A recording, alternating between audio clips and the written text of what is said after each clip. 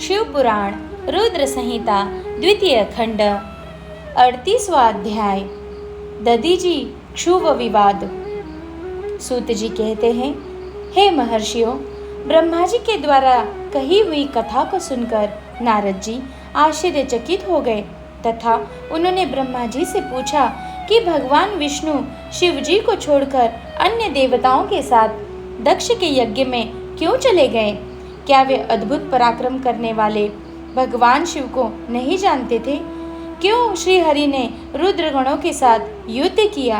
कृपया कर मेरे अंदर उठने वाले इन प्रश्नों के उत्तर देकर मेरी शंकाओं का समाधान कीजिए। ब्रह्मा जी ने नारद जी के प्रश्नों के उत्तर देते हुए कहा, हे मुनि श्रेष्ठ नारद, पूर्व काल में राजा क्षुव की सहायता करने वाले श्री हरि को दधीजी मुनि ने शाप दे दिया था, इसलिए वे भूल गए और दक्ष के यज्ञ में चले गए।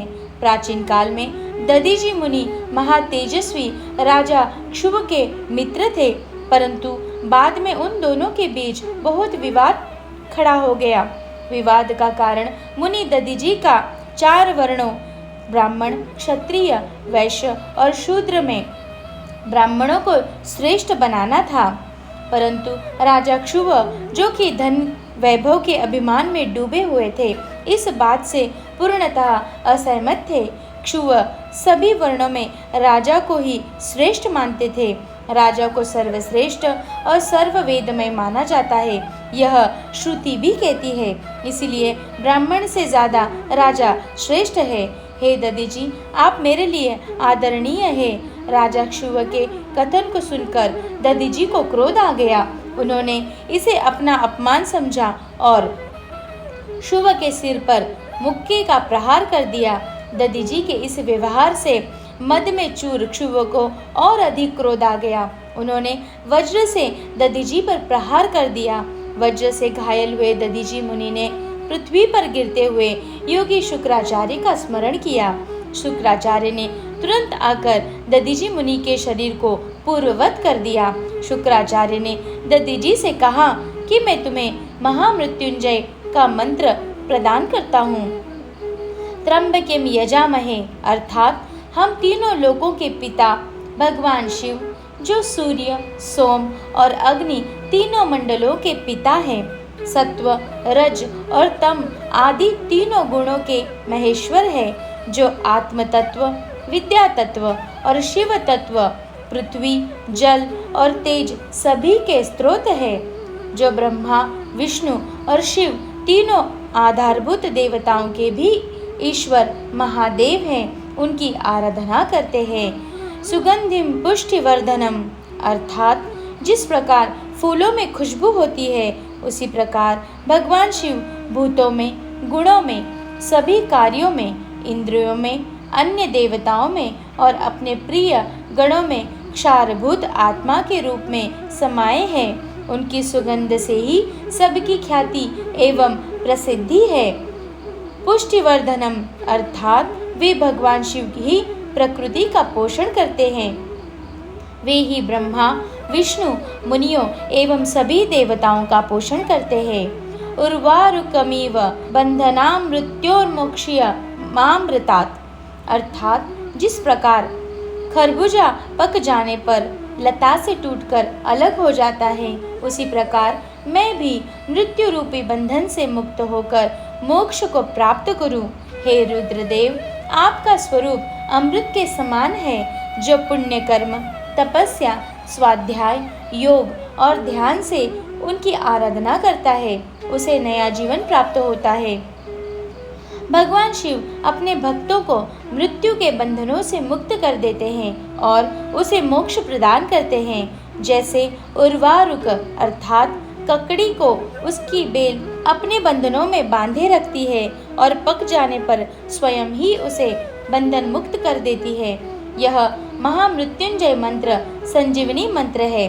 तुम नियम पूर्वक भगवान शिव का स्मरण करके इस मंत्र का जाप करो।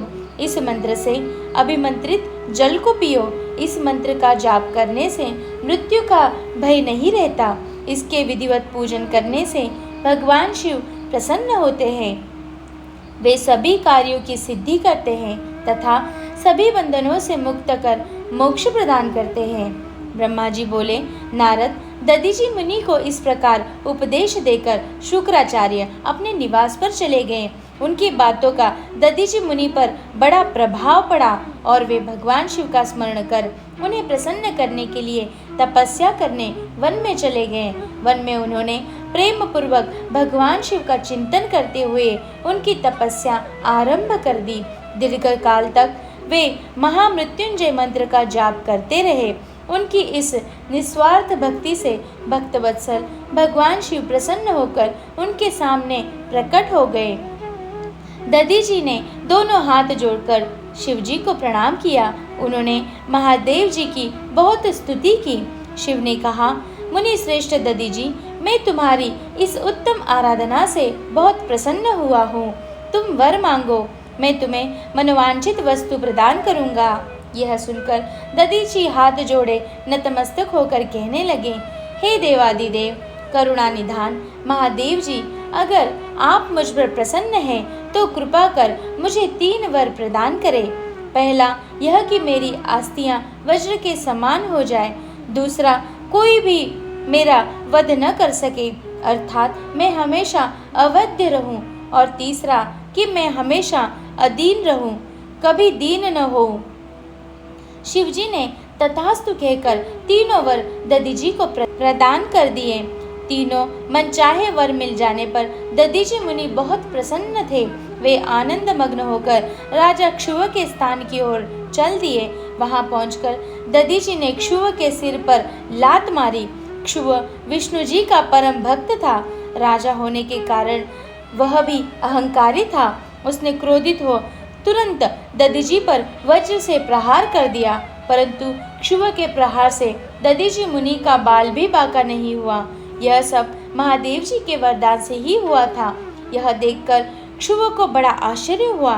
तब उन्होंने वन में जाकर इंद्र के भाई मुकुंद की आराधना शुरू कर दी। तब विष्णु जी ने प्रसन्न होकर क्षुव को दिव्य दृष्टि प्रदान की। क्षुव ने विष्णु जी को प्रणाम कर उनकी भक्तिभाव से स्तुति की।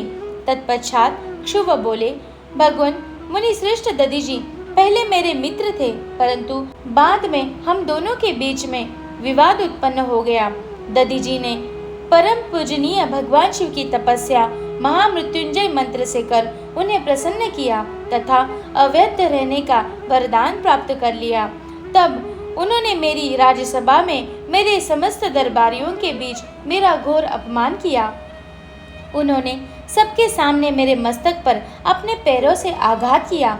साथ ही उन्होंने कहा कि मैं किसी से नहीं डरता। भगवान मुनि दधीचि को बहुत घमंड हो गया है। ब्रह्मा जी बोले, नारद, जब श्री हरि को इस बात का ज्ञान हुआ कि दधीचि मुनि को महादेव जी द्वारा अवैध होने का आशीर्वाद प्राप्त है, तो वह कहने लगे कि क्षु महादेव जी के भक्तों को कभी भी किसी प्रकार का भी भय नहीं होता है। यदि मैं इस विषय में कुछ करूं तो दधीचि को बुरा लगेगा और वे शाप भी दे सकते हैं। उन्हीं दधीचि के शाप से दक्ष यज्ञ में मेरी शिवजी से पराजय होगी। इसीलिए मैं इस संबंध में कुछ नहीं करना चाहता, परंतु ऐसा कुछ जरूर करूँगा जिससे आपको विजय प्राप्त हो। भगवान विष्णु की यह वचन सुनकर राजा चुप हो गए।